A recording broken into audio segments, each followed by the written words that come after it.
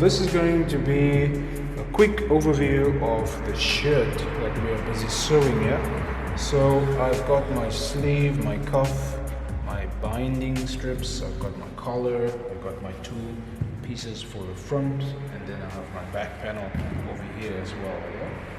So what we're going to do first, guys, after we have cut everything on the fabric, now we are ready to start preparing these pieces before we even start sewing it. So what we want to do first is we want to add fusing to these particular pieces. Yeah. So as I've explained in class, where we're going to add fusing, so we're only going to be adding fusing on our under collar and our center front pieces. Yeah. Especially where the buttonholes and the buttons is going to be on. So that's the only areas we're going to be adding fusing to. Alright, and we have two front panels and both of them will have fusing on that center front strip over there.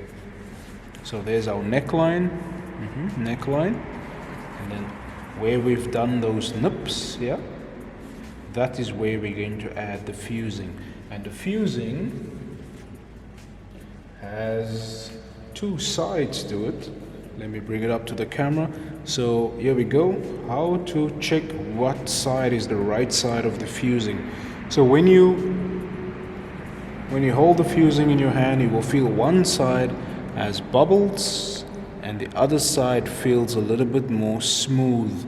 So move your fingers over the fusing just to establish or discover which side have the bubbles, and the bubbles is the glue area on the fusing. Yeah, that's the part, the bubble area will be the part that faces the fabric.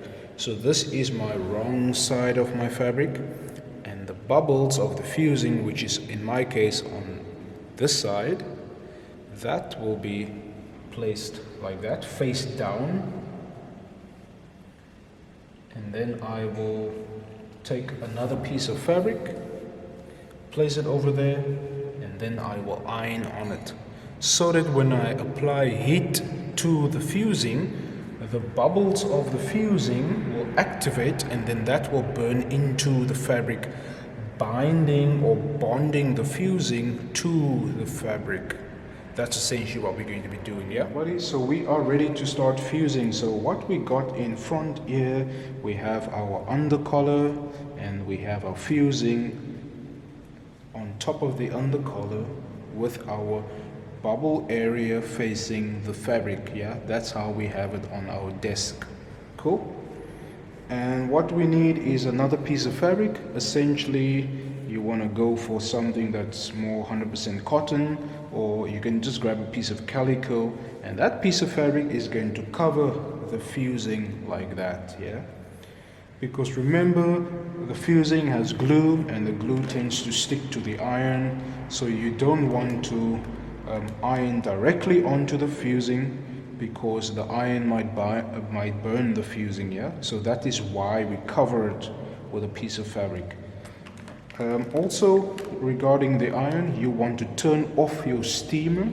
Please don't add steam to your fusing as you are pressing on it, because the water particles in the steamer might kill the fusing as such. It actually will disrupt the glue process and it will not stick to the fabric. That is what we basically want to achieve here. So we are applying heat to the fabric so the heat can transfer to the fusing, and the heat will of course activate the glue particles, and that will burn to the fabric. That's essentially what we're doing, guys. So we are just pressing without steaming all over the areas where the fusing is at, so that we can activate the glue. Yeah. And you just want to check as you are going if it is burning to the fabric. It is working, so I'm just pressing a little bit harder so that I can activate the glue bubbles on the fusing without any steam, guys, but just applying pressure and heat. Let's check. Not yet on that side. So what I'm going to do, I'm going to remove the fabric and I will bring that a little bit closer. Cover the fusing again and then press a little bit more. Yeah. And we will repeat this process also for the center front panels. Alright everybody, so after we've gone ahead and fused our undercollar, yeah, and we fused our two front panels where the buttons is going to be and where the buttonholes is going to be, only that strip, yeah. But I wanted to give you guys some more information regarding the fusing and how to decide what pattern pieces or what fabric pieces to fuse. So fusing is just a piece of fabric that has glue on just to reinforce a particular area, like particularly the button stand and the buttonhole area. So let's say this is my center front and that is my button stand, or that is my buttonhole area. So which means there's going to be a lot of sewing that's going to take place on this area, especially when it comes to adding the buttonholes, yeah. So that's why we add fusing to the fabric to enhance or at least to reinforce that area.